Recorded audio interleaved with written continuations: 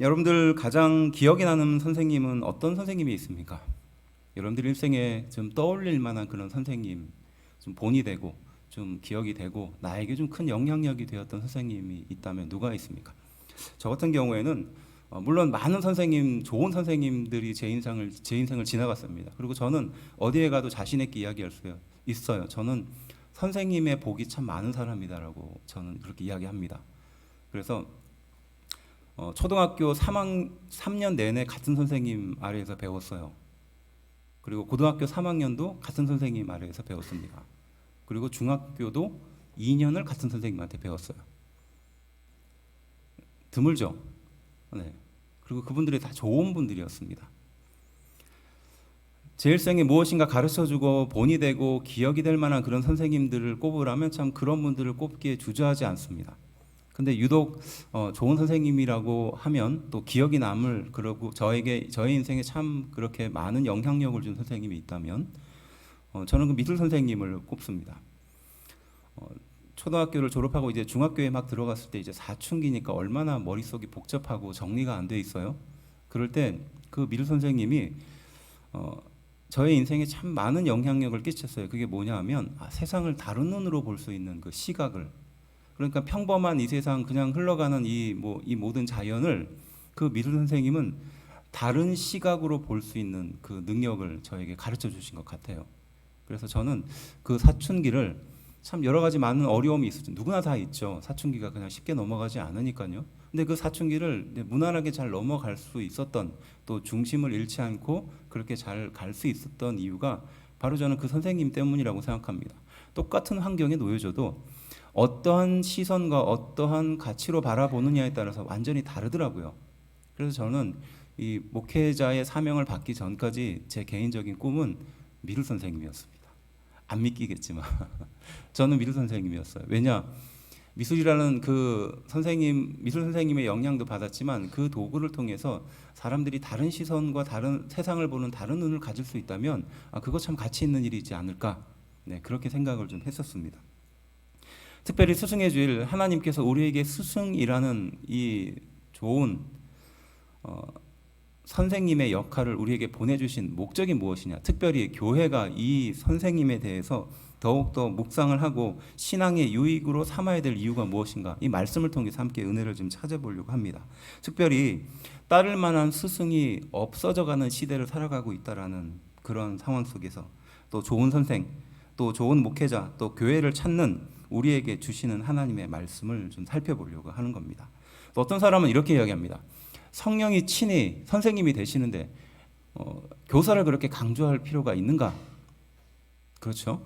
네, 성령님이 우리의 의사가 되시고 우리의 인도자가 되시고 선생님이 되시는데 굳이 그렇게 선생님에 대한 강조가, 오히려 좋은 선생님보다 상처를 주는 선생님도 있으니까 그런 이야기가 나오는 겁니다.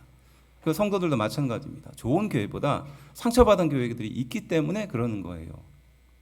그렇지만 하나님께서는 우리에게 이 스승을 허락하셨습니다.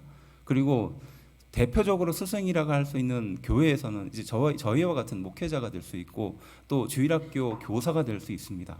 또 리더가 될 수도 있어요. 그래서 이런 대표적인 그런 사람들을 하나님께서 이 교회를 통해서 허락하신 이유가 무엇인가, 그리고 그들을 통해서 하나님은 무엇을 바라고 계시는가, 은혜를 좀 찾아보려고 하는 거예요. 교사를 우리에게 보내주신 이유, 첫 번째, 기록된 말씀 밖으로 넘어가지 않기 위해서입니다. 기록된 말씀 밖으로 넘어가지 않기 위해서예요.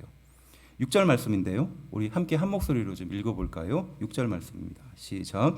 형제들아, 내가 너희를 위하여 이 일에 나와 아볼로를 들어서 본을 보였노니 이는 너희로 하여금 기록된 말씀 밖으로 넘어가지 말라 한 것을 우리에게 배워 서로 대적하여 교만한 마음을 가지지 말게 하려 함이라. 아멘. 네, 말씀을 좀 띄워놔 주세요. 자, 이 말씀을 한번 잘 보십시오.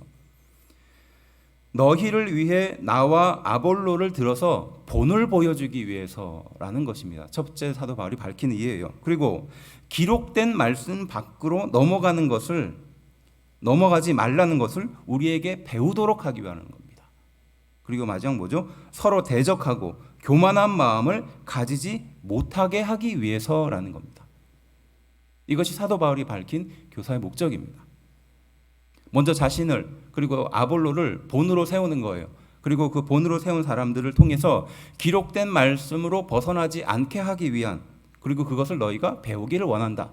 그리고 마지막 세 번째가 서로 대적하고 교만한 마음을 가지지 못하게 하기 위해서다라고 밝히고 있어요. 이것이 그 목적입니다. 여러분들 이 말씀 중에서 좀 잘 살펴봐야 될 구절이 뭐냐 하면 기록된 말씀이 뭐냐라는 거예요. 기록된 말씀. 우리는 가장 먼저 떠올리는 것이 뭐죠? 하나님의 말씀이잖아요. 그러니까 이 변함없는 하나님의 그 완전하신 말씀, 그래서 말씀으로부터 벗어나지 않게 하기 위해서다라고 생각할 수 있습니다. 물론 그것도 틀린 해석은 아니에요. 그런데 조금 더 자세히 살펴보면 이 기록된 말씀이 사실은 구약이나 예수 그리스도의 말씀을 말하는 것이 아니라 앞에 사도 바울이 그들에게 이미 했던 교훈들을 말하는 겁니다. 앞서 고린도전서 앞부분에 사도 바울이 뭔가 이 고린도 교회 성도들을 향해서 교훈했던 내용들이 있었던 거예요. 바로 그것을 말할 때 기록된 말씀이라는 것을 말하는 겁니다. 그러니까 쓴 편지죠. 내가 너에게 먼저 그 내용을 편지에 썼는데 그것을 넘어가지 않게 하기 위해서다라는 겁니다. 무슨 내용이 등장하느냐? 고린도전서 1장 19절과 31절 그리고 3장 19절과 20절에 등장하는데요. 간단하게 요약하면 이겁니다. 지혜 있는 자들의 지혜를 패하고 총명한 자들의 총명을 패할 것이라고 말합니다. 그리고 지혜 있는 자들의 생각을 헛것으로 아신다고 말했고요. 지혜 있는 자가 자기 괴휼에 빠지지 않게 하기 위해서다라는 겁니다. 그리고 자랑하는 자는 주 안에서 자랑하라 이렇게 말하거든요. 이게 사도 바울이 앞선 교훈들이라고 말하는 그 내용이에요. 기록된 말씀이 이걸 말하는 겁니다. 이게 무슨 뜻입니까? 지혜 있는 자들, 총명한 자들, 그리고 그런 사람들이 자기 괴휼에 자기 생각에 빠지지 않도록 하기 위해서 이 말을 썼다는 겁니다. 그리고 교사를 그렇게 세웠다는 것이고 본을 보여줬다는 것이에요. 지혜와 총명과 자랑이 문제라는 것을 알 수 있어요. 지금 이 말씀은요, 교리의 문제가 아니에요. 예수님을 믿고 마느냐의 문제가 아닙니다. 구원을 받았느냐 받지 않았느냐의 문제가 아니라 그리스도인의 생활에 관련된 문제입니다. 우리가 그렇게 쉽게 생각하잖아요. 구원을 받았으니까 당연히 인격적으로나 아니면 기타 여러 가지 것들이 다 충족될 것이라고 생각합니다. 하지만 사실 그렇지 않는 경우가 너무 많아요. 구원을 받았음에도 불구하고 거룩한 인격으로 살아가는 사람이 많지 않다는 것을 우리는 알 수 있습니다. 또 과거의 상처에 붙들려서 상처가 많은 상태로 신앙생활하고 있는 사람들도 여전히 있다는 것을 우리는 알 수 있어요. 바로 그 생활의 문제라는 겁니다. 무슨 일이 생겼길래 사도 바울은 이 이야기를 했는가? 사도 바울이 고린도 교회를 떠났는데요. 떠나자마자 그들 사이에 시기와 다툼과 질투가 일어나기 시작했어요. 그리고 그들이 어떤 일을 했느냐? 베드로파, 바울파, 아볼로파라고 해서 교회 안에 파를 나눠버리기 시작한 겁니다. 바울 누굽니까? 예수님의 제자잖아요. 그래서 바울이 썼던 편지나 바울이 영향력을 끼쳤던 사람들이 있을 거지 않습니까? 유대인으로서. 그래서 그 바울이 말한 것이 진리야. 바울이 우리에게 교훈한 것이 진짜 맞아라고 말하는 사람들이 모이기 시작한 겁니다. 또 이 교회를 세웠던 이 사도 바울, 그러니까 바울 선생님이야말로 참 선생님이야라고 말하면 사람들이 또 무리를 짓기 시작했어요. 그것도 아볼로가 누구냐? 당시 성경의 지식이 충만했던 사람입니다. 그리고 나중에 이제 예수님을 믿었던 사람인데 이 사람이 고린도 교회에 영향력을 끼치기 시작한 거예요. 좋은 영향력을. 그래서 이 아볼로파가 또 생기기 시작한 거예요. 사도 바울이 그 교회를 떠나자마자 사람들 사이에 이런 파가 생기기 시작한 겁니다. 파가 생기니까 어떤 일이 생기죠? 서로를 판단하는 거예요. 그리고 자기의 지혜를 드러내고 자기의 총명을 드러내기 시작한 거예요. 그리고 자기의 자랑을 드러내기 시작한 겁니다. 여기에서 문제가 생긴 거예요. 그래서 서로를 판단하고 파벌이 생기고 다툼이 일어나자 사도 바울은 그들을 향하여 염려하는 마음으로 고린도 전서를 쓰기 시작한 거예요. 그리고 이제 함께 읽은 본문에 들어온 거죠. 그래서 4장 1절은요 이렇게 말합니다. 사람이 마땅히 우리를 그리스도의 일꾼이요 하나님의 비밀을 맡은 자로 여길지어다. 이렇게 서두를 열어요. 왜냐? 이게 무슨 뜻이냐면 고린도 교회 성도들아, 내 얘기 잘 들어라. 내가 그냥 사람으로서 이것을 충고하는 것이 아니다는 거예요. 하나님의 교훈을 가지고 너희에게 지금 충고하기 시작한다는 겁니다. 그러니까 잘 들으라는 겁니다. 사람의 말로 듣지 말고 하나님의 말씀으로 들어라 라고 말하면서 이 4장 1절이 시작되는 거예요. 그러면서 주의한 내용이 무엇이냐? 3절, 나도 나를 판단하지 않는다는 겁니다. 그렇게 서로를 파로 나누고 그렇게 시기와 질투로 나누어진 교회를 보면서 나도 나를 판단하지 않는데 너희는 어떻게 서로를 판단하느냐라고 말을 연결하는 거예요. 그리고 5절에 이렇게 말합니다. 그러므로 때가 이르기 전 곧 주께서 오시기까지 아무것도 판단하지 말라. 그가 어둠에 감추인 것을 드러내고 마음의 뜻을 나타내시리니 그때 각 사람에게 하나님으로부터 칭찬이 있으리라 라고 합니다. 그러니까 너희는 판단하지 말라는 겁니다. 판단하고 서로를 나누지 말라는 겁니다. 무엇을 하라?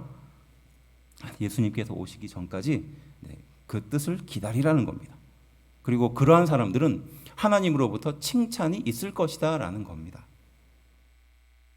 너희가 서로 지혜롭고 청명하다고 자랑하고 그래서 서로에 대해서 배척하고 서로에 대해서 판단하고 있지만 하나님 보시기엔 다 무익하다라는 겁니다. 나도 나를 판단하지 않는데 왜 너희는 서로를 판단하면서 그렇게 나뉘어지고 있는가라고 지금 말하고 혼을 내고 있는 거예요. 그래서 말씀 뒷부분에 서로 대적하고 교만한 마음을 가지지 못하게 하기 위해서라는 겁니다. 그래서 서로를 판단하는 것에 마음 깊숙한 것은 뭐냐? 교만한 마음이 가득하기 때문이라는 겁니다. 그래서 자기 사람들을 지키기 위해서 이런 말을 하는 거죠. 나와 비슷한 사람들, 나와 비슷한 상처를 아는 사람들끼리 위로하면서 이런 말을 하는 겁니다. 그래서 교회도 가만히 보면요, 비슷한 사람들끼리 자꾸 어울리려고 해요. 비슷한 상처를 가지고 있는 사람들끼리 자꾸 모이려고 하고 그들 사이에 자꾸 소위 말해서 도움 안 되는 은혜를 자꾸 나누려고 하는 그런 것들이 있어요. 그래서 하루 종일 이야기해도요, 마음속에 시원함이 없습니다. 상처가 치료되지가 않아요. 그저 약간 좀 후련한 마음은 듭니다. 하지만 집에 돌아가면 똑같아요. 우리의 상처를 치료해 주시고 우리의 상처 가운데 은혜를 베풀어 주실 분은 하나님밖에 없는 줄로 믿습니다. 그렇게 건강한 상태로 서로가 만나서 교제해야 부정적인 이야기들이 안 나오는데요. 부정적인 상태를 가지고 만나다 보면 부정적인 이야기로 늘 결론을 맺게 되어 있습니다. 그러면 필연적으로 우리와 다른 어떤 사람에 대해서 대적하게끔 되어 있거든요. 지금 이 고린도 교회가 바로 그런 함정에 빠진 겁니다. 그래서 바울파와 베드로파와 아볼로파로 나누어서 서로를 그렇게 견제하고 있었던 거죠. 바로 그들을 향하여 기록된 말씀, 기록된 교훈을 넘어가지 않게 하기 위해서 지금 내가 너희에게 편지를 쓴다는 겁니다. 구원의 문제가 아니라 내가 너희에게 교훈으로 말했던 그것을 실수하지 않게 하기 위해서. 그렇게 보면요, 신앙생활이라는 것은 구원을 받는 그 감격도 있지만요, 그 이후에 신앙생활의 실제적인 부분들이 우리에게 다가오는 거예요. 그래서 나의 감정을 어떻게 처리할지, 나의 상처를 어떻게 관리할지, 그리고 교회에서 다른 성도들과의 관계를 어떻게 이어갈지, 또 목회자와 성도의 관계를 어떻게 만들어 가야 할지, 이러한 은혜를 만들어가는 과정입니다. 그런데 필연적으로 오해가 생기는 건 대부분 자기에게 있어요. 그리고 그것을 반영하기 시작합니다. 그러면 상대방은 잘 모르는 경우가 많습니다. 그리고 오해를 풀어도요, 그 오해가 시원하게 풀리는 경우가 별로 없어요. 지금 이 보세요. 이들이 베드로파와 바울파와 아볼로파로 얼마나 많이 싸우고 다퉜겠어요. 그리고 사도 바울이 이들을 향하여 편지를 쓰고 화해를 시켰을 겁니다. 하지만 그들이 주 안에서 진정으로 내려놓지 않으면 그들의 다툼은 계속해서 머리에 남을 겁니다. 그리고 서로를 시기하고 견제하는 데 재료로 사용될 것이에요. 그렇게 보면요, 우리는 기록된 말씀 밖으로 항상 넘어가는 존재라는 거예요. 그 교훈대로 살기보다는 교훈대로 살지 않으려는 본성이 더 우리를 강하게 지배하는 상태라는 겁니다. 그리스도를 통해서 구원을 받았음에도 불구하고 우리 자신을 제어하지 않고 우리 자신을 잘 관리하지 않으면 이들과 같은 상태에 빠질 수 있다는 거예요. 자신의 과거의 상태로 돌아가고 자신의 과거의 상처로 돌아갈 가능성이 지극히 높은 상태라는 겁니다. 바로 그들에게 유익이 되게 하기 위해서 누구를 보냈다? 선생님을 보냈다는 거예요. 그래서 너희를 위해 나와 아볼로를 들어서 본을 보여주고 있다는 겁니다. 쉽게 낙심합니다. 쉽게 오해하죠. 쉽게 자신을 비약하죠. 또 자기 확신에 빠지기도 합니다. 또 서로를 경계하고 편가릅니다. 이것이 우리의 상태라는 겁니다. 이를 위해 바울과 아볼로와 같은 교사를 세워주신 거예요. 사실요, 복음으로 변화되어 성령의 인도함을 받는 사람이 가득하다 할지라도 심지어 바울의 목회 현장인 바로 이 고린도 현장에서도 똑같이 이런 일이 일어난다는 것을 알 수가 있어요. 그가 대단한 능력을 가져서 교회의 이런 잠잠한 문제를 일순간에 다 없애는 것이 아니라 그들 또한 똑같이 우리와 같은 문제를 안고 있는 거예요. 늘 문제를 일으킬 만한 소지는 우리 안에 늘 잠재하고 있는 겁니다. 하지만 그 선생님을 통해서, 스승을 통해서 제어하게 되는 거예요. 그리고 본을 얻게 되는 겁니다. 그래서 싸움과 다툼을 일으키는 사람은요, 선생님이 없어요. 그 마음에 따르고 싶은 사람이 없는 사람인 경우가 많습니다. 자기가 최고입니다. 그리고 자기의 상처가 제일 중요한 겁니다. 그러다 보면 정말로 경계를 넘어가는 경우가 많아요. 자신의 생각을 극단적으로 몰고 가는 경우가 많습니다. 저 또한 그러한 사람이었지만 바로 그 선생님들을 통해서 이것을 제어해야 하는구나라는 것을 알게 된 이유라는 것이에요.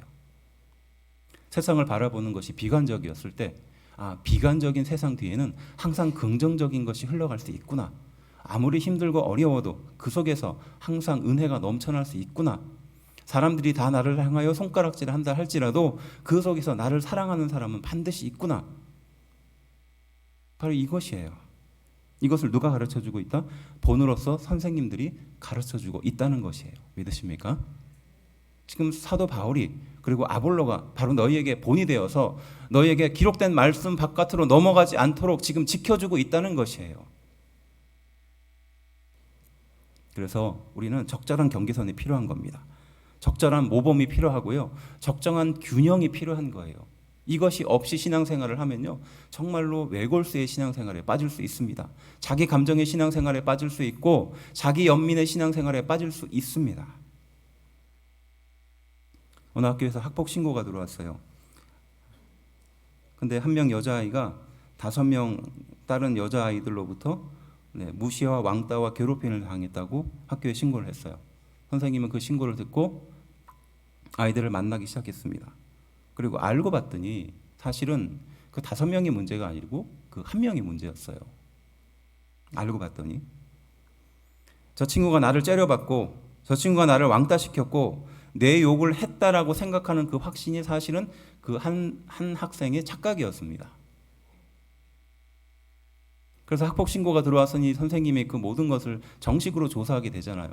그러니까 사실을 알고 보니 그것이 아니었던 거예요. 반대였습니다. 그럴 때 선생님은 어떻게 해야 할까요?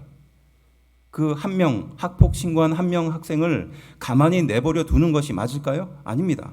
한 명이 계속 자신은 피해를 받고 무시와 왕따와 괴롭힘을 받고 있다고 생각하도록 내버려 둬야 할까요? 아니죠.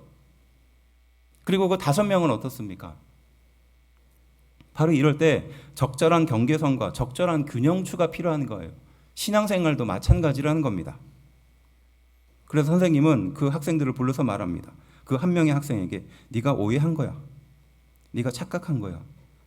다른 친구들은 그런 생각이 전혀 없는데 너의 마음이 힘들어서 그런 거야 라고 설명해 줍니다. 그리고 5명의 학생을 다시 불러서 또 설명해 주죠. 사실은 너희의 잘못이 아니었다. 그렇지만 너희가 오해한 친구에게 오해가 쌓이지 않도록 조심해야 될 것 같아. 이거잖아요.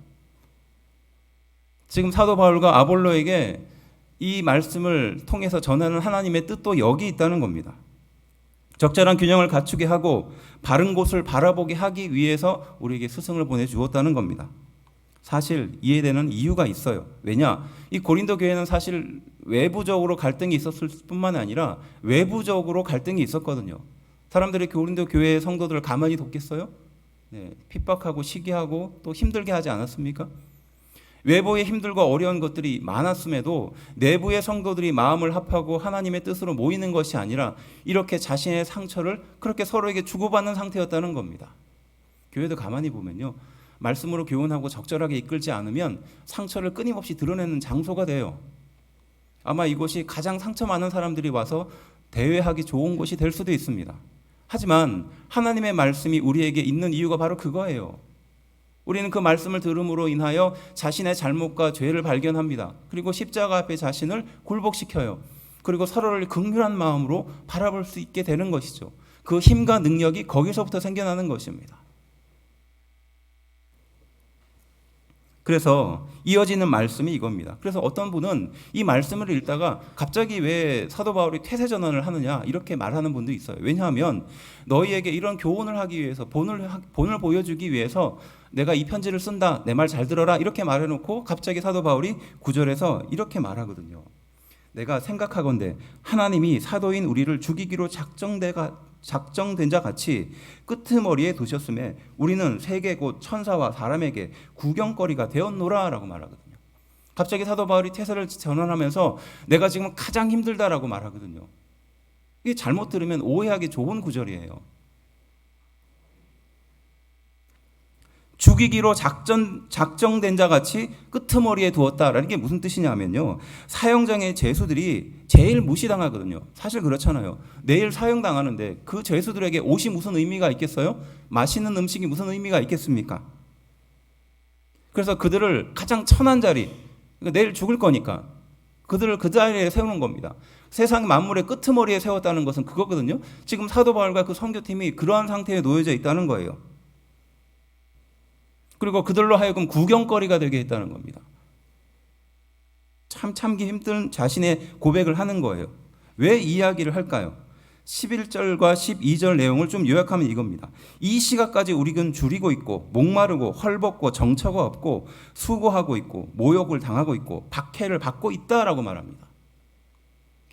자, 지금 싸움과 다툼을 하고 있는 이 고린도 성도들에게 지금 내가 이렇게 힘들다라는 말을 잘못 들으면 뭡니까? 그런데 이 말씀을 다른 성경을 통해서 보면 이 말씀의 의도를 조금 이해할 수가 있어요. 제가 다른 성경에 있는 구절을 인용합니다. 12절부터 13절인데요. 우리 함께 한 목소리로 좀 읽어볼까요? 자, 앞에 화면을 보면서요. 12절, 13절 읽어봅시다. 시작. 또 수고하여 친히 손으로 일을 하며 모욕을 당한 즉 축복하고 박해를 받은 즉 참고 비방을 받은 즉 권면하니 우리가 지금까지 세상의 더러운 것과 만물의 찌꺼기 같이 되었도다. 이렇게 말하거든요. 생활비를 위해서 손수 일을 했다는 겁니다. 욕을 먹어도 축복을 했다는 겁니다. 핍박을 당해도 참을 수 있었다는 거예요.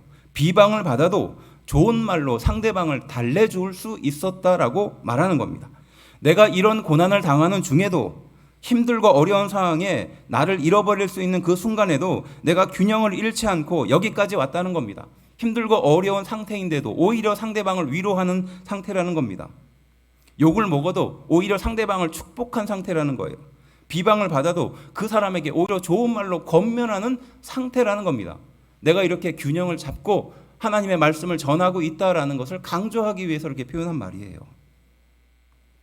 심지어는 세상의 쓰레기고 만물의 찌꺼기 같은 상태에 되었을지라도 나는 그 균형을 잃지 않고 지금 너희에게 권면을 하고 있다라고 지금 교훈하고 있는 것입니다. 그래서 14절 이렇게 밝히죠. 내가 너희를 부끄럽게 하려고 이것을 쓰는 것이 아니라 오직 너희를 내 사랑하는 자녀같이 권하려 하기 위해서 이걸 쓴다는 거예요. 지금 너희가 싸움과 다툼으로 인해서 교회가 나눠져 있는데 내 말 좀 잘 들어봐. 그런데 내가 지금 너무 힘들어. 이 말을 하는 이유가 뭐라는 거죠? 너희에게 목적을 갖고 있다는 거예요. 그리고 나는 힘들고 어려운 상황에 처해도 고난에 처해도 나에게 핍박이 온다 할지라도 나는 그 균형을 잃지 않고 하나님의 말씀을 담대히 전하고 오히려 나를 핍박하는 자에게 나는 그 사람을 축복하는 상태가 바로 이 상태다라고 보여주는 겁니다. 너희는 이것을 배우라라는 뜻에서 말씀하는 거예요. 내가 이렇게 된 이유가 있다라는 것이죠.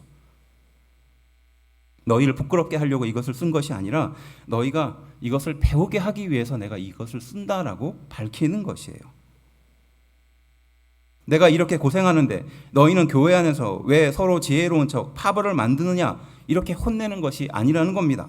무슨 뜻을 어떤 것을 권면하기 위해서 이렇게 말하는 것일까요? 우리가 이렇게 고생하고 고난 속에서 있는 목적이 무엇이냐는 것을 밝히고 싶은 거예요.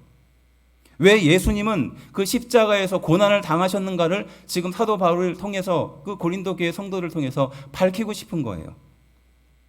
우리 또한 마찬가지입니다. 2024년 현재를 살고 있는 우리 또한 마음속에 수많은 상처를 꺼내기보다는 왜 예수님께서 우리를 위해서 돌아가셨는지 그 목적을 밝히고 싶은 거예요.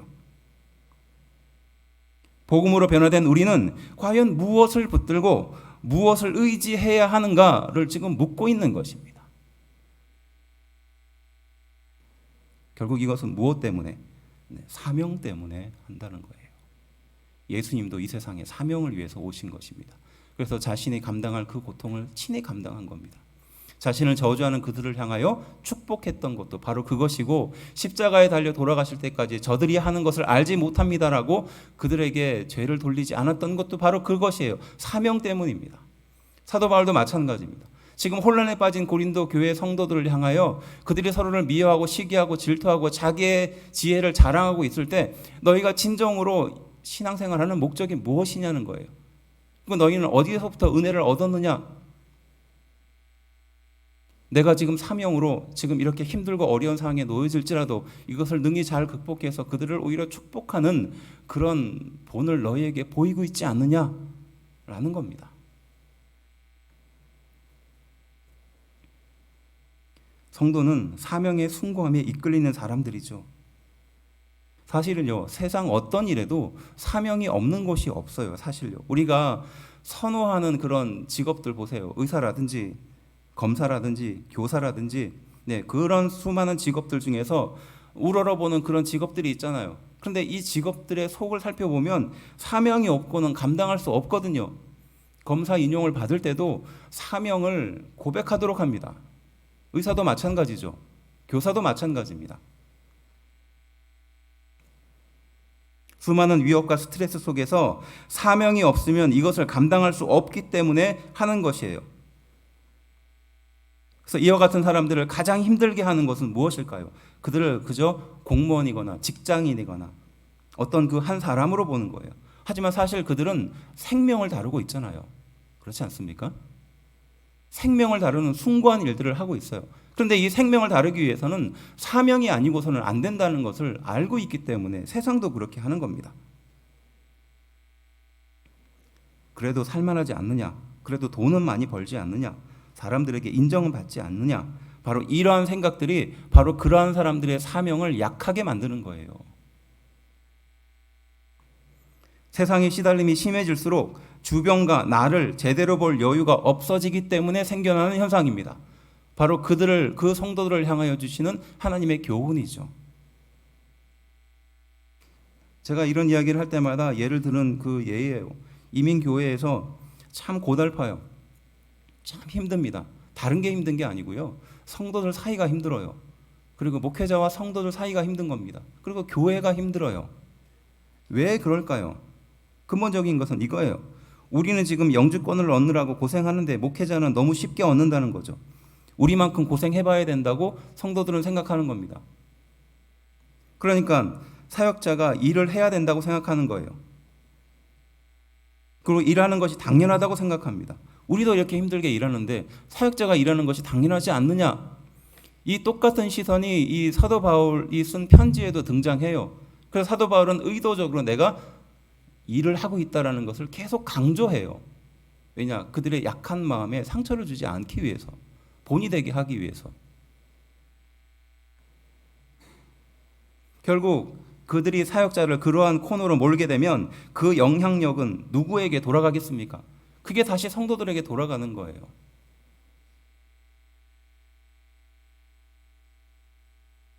고린도 교회 성도들이 외부의 핍박과 무시와 내부의 편가름과 시기에 바른 시각을 가지지 못했던 것을 사도 바울은 이 편지를 통해서 너희는 사명을 붙들고 있는 사람이라는 겁니다. 그리고 그들을 향하여 권면하는 거죠.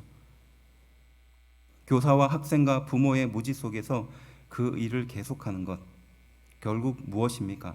생명을 다루는 사명이 있기 때문에 하는 것인 줄로 믿습니다. 교회는 바로 그러한 곳입니다. 여기는요, 돈이 넘쳐나는 곳이 아니에요. 명예가 넘쳐나는 것도 아닙니다. 권세가 넘쳐나는 것도 아닙니다. 여기는 사명이 이끌어주는 곳이에요. 그래서 희생하고 그래서 봉사하는 거고요. 그래서 기꺼이 자신의 인생을 열심히 이 하나님의 은혜의 일에 참여하는 것이에요. 우리가 이 사명을 잃어버리면 앞서 말한 것처럼 그런 일들이 발생하는 겁니다. 그래서 가까운 사람들을 무시해요. 교사들을 무시합니다. 심지어는 목회자도 무시해요. 자기 마음대로 안 되는 것을 자기 마음대로 되게 하게 하려고 그런 행동들을 하고 그런 말을 해요. 결국 그러한 사람의 마음속에는 은혜가 자리 잡지 못한 상태가 되고 마는 것이죠. 그들을 향하여 지금 사도 바울은 말씀하고 있는 겁니다. 기록된 말씀 밖으로 넘어가지 않게 하기 위해서 내가 이 편지를 쓰고 있다. 결국 그들의 영혼에 유익이 되는 것이다 라고 교훈하고 있는 것이죠. 두 번째는 본받는 자가 되게 하기 위해서입니다. 15절은요 이렇게 말합니다. 그리스도 안에서 1만 스승이 있으되 아버지는 많지 아니하니 그리스도 예수 안에서 내가 복음으로써 너희를 낳았음이라. 그러므로 내가 너희에게 권하노니 너희는 나를 본받는 자가 되라. 이렇게 말합니다. 이 말씀을 보면 스승이 의미 없는 것처럼 들릴 수 있어요. 그런 의미가 아니라 스승과 아버지는 같은 마음으로 있다는 겁니다. 그래서 너희를 양육하는 부모의 마음으로 지금 이 권면을 하고 있다는 거예요. 바울이 이렇게 부모의 마음을 통해서 권면하고 싶은 이유가 무엇일까요? 나처럼 너희도 행하게 하기 위해서라는 겁니다. 그러니까 본받게 하기 위해서라는 거예요. 요한복음 14장 14절은요. 예수님께서 그 제자들의 발을 씻기고 나서 하신 말씀입니다. 내가 선생님이고 내가 하나님으로서 너희의 발을 씻겨 주었으니까 너희도 서로 발을 씻겨 주는 것이 옳다라고 말하거든요. 그 위대하신 하나님이 또 선생님으로서 너희에게 직접 행한 그것을 너희도 스스로 행하기 위해서 내가 직접 보여주었다는 겁니다. 마찬가지로 나를 본받는 자가 되게 하기 위해서 이 말을 전한다는 것이에요. 최고의 스승이 있어도요, 사실은 최고의 제자가 없으면 의미가 없습니다. 성도들이 선생님에 대한 기본적인 존경이 없으면요, 그 안에서는 은혜가 나타나지 않아요. 그저 자기 자식을 해치게 하거나 자기 자신을 불편하게 대하는 어떤 사람처럼 보입니다. 배우려는 마음이 없으면, 본받는 자의 마음이 없으면 은혜가 나타나지 않는 이유가 바로 그겁니다. 반대로 보면 스승에서의 최고의 기쁨은요, 가르친 대로 사는 제자를 최고의 기쁨으로 여길 겁니다. 최고의 보람이고 희생의 대가이지 않겠습니까? 학교의 선생님들이 아이들을 가르쳤는데 비록 부족하지만 자신의 모습을 통해서 아이들이 자기를 닮아간다면, 본받으려고 노력한다면 그것만큼 힘나고 뿌듯한 일이 어디 있겠어요? 마찬가지로 하나님께서 우리에게 그러한 마음을 품고 계신 겁니다. 예수님께서 자신의 본을 보여주면서 우리에게 그렇게 살라고 말씀하신 거예요. 그래서 선생님들은 바로 그 예수님의 모습을 닮아가기 위해서 몸부림치며 가는 겁니다. 그리고 학생들은 그러한 선생님의 모습을 닮아가려고, 본을 받으려고 노력하는 거예요. 결국 문제는 어디서부터? 학생이 선생님을 존경하지 않는 것으로부터 시작되는 거예요. 성도가 목회자를 귀하게 여기지 않는 것으로부터 시작되는 겁니다. 학생들이 목회자나 선생님을, 또 주변에 권위 있는 자들을 만만하게 여기면서 시작되는 문제라는 거죠. 결국 자기 자신의 문제를 용서하지 못하면서 생기는 결과라는 겁니다. 제가 이 교회를 갔는데 이 교회에서는요, 선생님들에게 스승의 주일날 선물을 절대 못하게 하는 거예요. 처음에 깜짝 놀랐습니다. 아니 어떻게 학교에서, 그때는 청탁금지법이 없었을 때니까 학교에서도 하지 않는 것을 어떻게 교회에서 이렇게 하고 있는가, 처음에 기가 막혔어요. 근데 이유가 있더라고요. 그러니까 목사님께 건의를 누가 했던 모양이에요. 왜냐, 누구는 스승의 날에 막 모두 해주고 선물도 주고 막 이러잖아요. 근데 자기는 못 해준다는 거예요. 그게 불편한 겁니다. 그러니까 본인만 불편하면 되는데 마음속에 또 뭐가 있냐, 내 자녀가 차별받을까 봐 마음에 그게 담겨져 있죠. 그러니까 그런 시선을 가진 사람의 눈에는 선생님이 어떻게 보이겠어요? 돈만 밝히는 사람이에요. 선물만 받기 바라는 사람입니다. 그러니 그런 이야기를 목사님께 했겠죠. 작은 것 때문에 큰 가치를 잃어버리는 상태예요. 자녀를 잘 키우고 싶다면, 건강하고 훌륭한 인격을 갖춘 사람으로 만들고 싶다면 스승을 존경하라고 권면합니다. 부모가 최소한 선생님을 욕하지 않는 상태가 필요한 거예요. 그래야 자녀는 그러한 모습을 통해서 배울 수 있어요. 지금 교권이 무너진 결정적인 이유는 뭡니까? 부모들이 선생님 욕을 하기 때문에 그래요. 선생님을 만만하게 여기기 때문에 생긴 일들이에요. 부모가 선생님을 존경하는 모습을 보이면 여러분들의 자녀는 자연스럽게 좋은 사람이 됩니다.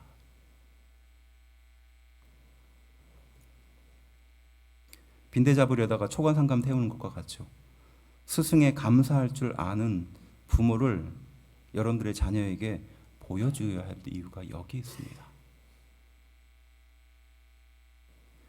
주일날 하나님의 말씀을 가르치려고 아침부터 나와서 발버둥 치는 교사의 수고에 감사를 표현할 줄 모르는 학생이 있는 곳에는 더 이상 능력도 나타나지 않는 거예요. 존경도 없는 겁니다. 삭막한 분위기만 있는 겁니다. 계속 자기를 향하여 잔소리하고 괴롭히는 어떤 어른만 있는 것이죠.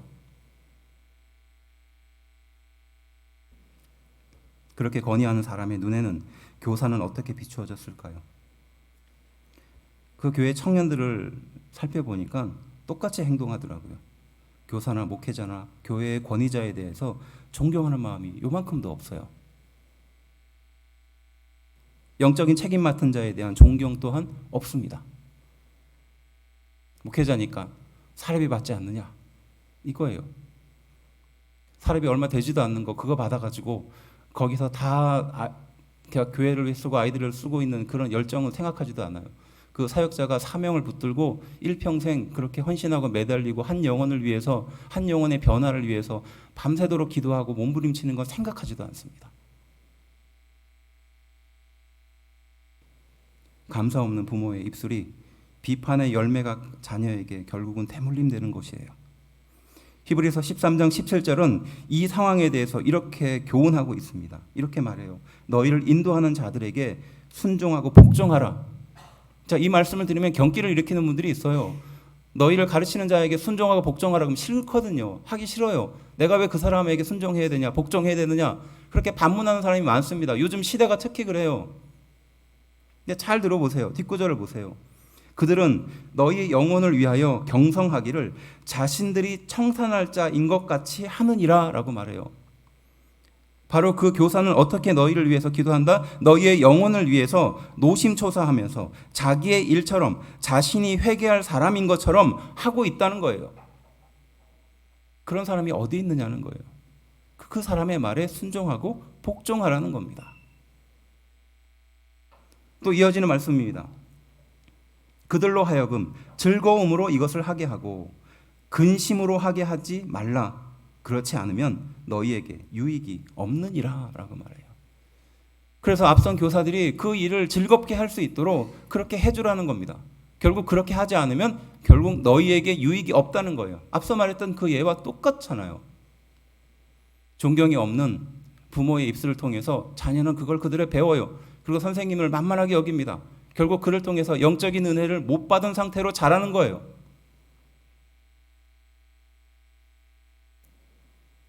그렇지 않으면 너희에게 유익이 없다는 말씀을 우리는 경고로 들어야 됩니다. 스승은 너희의 아픔을 자기의 아픔으로 여기고 있는 자이니 그들에게 순종하고 복종하라는 겁니다. 그리고 그들이 그 일을 기쁘게 감당하도록 기꺼이 도우라는 거예요. 그렇지 않으면 결국 너희에게 피해가 돌아갈 것이다. 이 말씀 아니겠습니까? 그래서 사도 바울은 너희는 본받는 자가 되라 라고 말하는 거예요. 좋은 스승을 찾고 있는 그들에게 본받는 자가 되라라고 지금 강조하고 있는 거예요. 그러니까 좀 배우고 제자로서의 삶을 살라는 겁니다. 지금 그렇게 보면요, 한국교회는 좋은 목회자가 없기도 하지만 사실은 좋은 성도가 없기도 하다는 것을 보여주는 거예요. 좀처럼 성도들은 목회자의 말을 듣지 않으려고 합니다. 성도들은 스승의 말을 듣지 않으려고 해요. 성도들은 교사를 만만하게 여깁니다. 본받으려는 성도가 없는 거예요. 참 목자고 참 스승이 없다고 불평하지 말고 먼저 본받으라라고 지금 사도 바울은 교훈하고 있는 것이에요. 예수님의 본을 따라서 사는 성도가 갈수록 줄어드는 이유도 바로 여기 때문입니다. 스승에게 최고의 기쁨은 가르침을 따르는 사람이죠. 하나님에게서의 최고의 기쁨 또한 하나님의 가르침대로 사는 성도일 겁니다. 그들에게 본으로 보여주는 세상 최고의 기쁨이 무엇인지 알아야 하는 이유가 여기 있어요. 앞서도 말했듯이 본이 되시는 예수님은 또 그 말씀을 따라 사는 교사와 목회자를 세웠습니다. 그리고 그들을 통해서 그들을 본으로 삼고 살아가는 학생과 성도로 세워주신 줄로 믿습니다. 교사를 왜 세워줬을까요? 기록된 말씀 밖으로 넘어가지 않게 하기 위해서입니다. 그래서 우리의 본성을 누르고 우리의 잘못된 생각들을 접고 그 경계선을 넘어가지 않게 하기 위해서죠.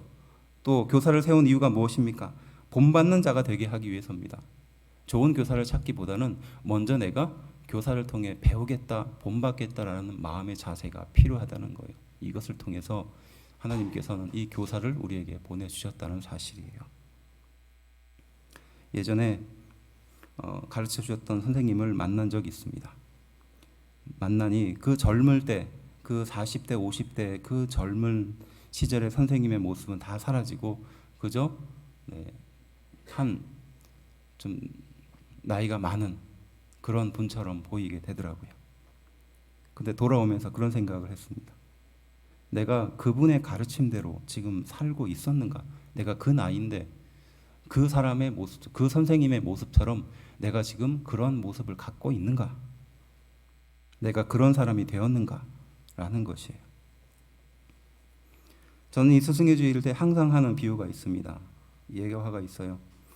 제가 초등학교, 중학교 때 같은 장로님께 배운 적이 있는데 주일학교 끝나고 1시간 반 동안 무릎 꿇고 공과 공부를 배웠어요. 지금 같으면 상상도 못할 일이죠. 근데 그분이 뭘 가르쳐 줬는지 저는 하나도 기억이 나지 않습니다.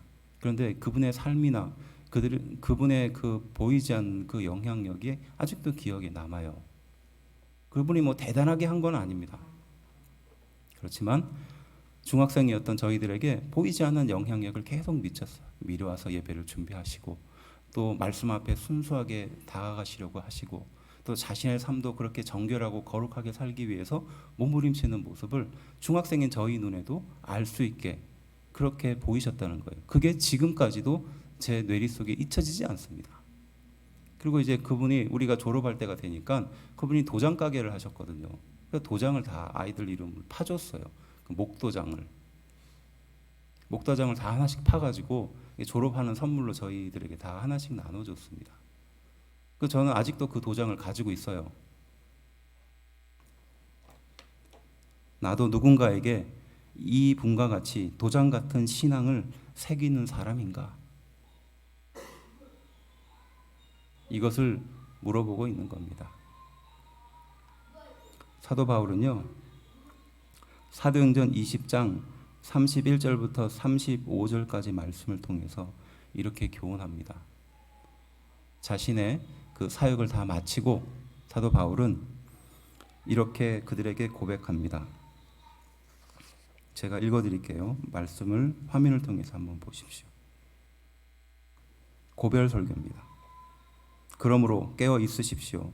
내가 3년 동안을 밤낮으로 때로는 눈물을 흘리며 여러분 한 사람 한 사람에게 쉬지 않고 교훈한 것을 기억하십시오.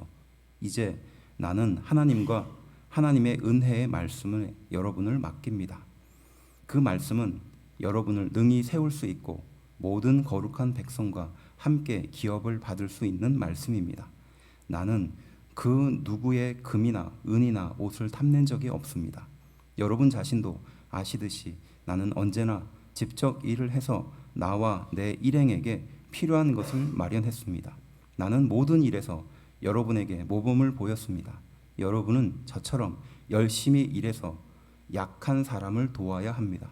또한 주는 것이 받는 것보다 복이 있다라고 하신 주 예수님의 말씀을 기억해야 합니다. 이게 사도 바울이 그 사랑하는 성도들에게 했던 마지막 고별 설교입니다. 그리고 그 성도들이 함께 사도 바울을 위해서 기도하고 또 크게 울면서 목을 안고 입을 맞추며 그를 전송하게 되죠. 하나님은 우리에게 지금도 귀한 선생님을 보내주신 줄로 믿습니다. 우리 또한 그러한 선생님이 된 줄로 믿습니다. 예수님은 우리를 향하여 지금도 말씀하고 있습니다. 예수님의 모습을 따라서 살아간 그 길을 우리가 따르기를 바라고, 우리 또한 그 영향력과 그림자를 내 주변에 있는 사람들에게 드러내기를 바란다는 사실이죠. 스승의 주일을 맞이하여 이 귀한 스승의 위치를 다시 한번 돌아보며 또 우리 인생의 참 스승이신 예수님의 모습을 묵상하는, 그리고 닮아가는 우리가 되어야 할 줄로 믿습니다. 기도하겠습니다.